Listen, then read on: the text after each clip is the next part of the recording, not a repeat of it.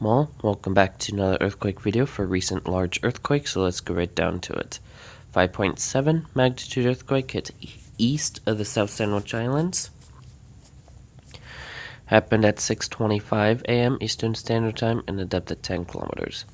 Not much else to really go on with this earthquake, so just gonna clear some notifications. And Arctic Village with another earthquake.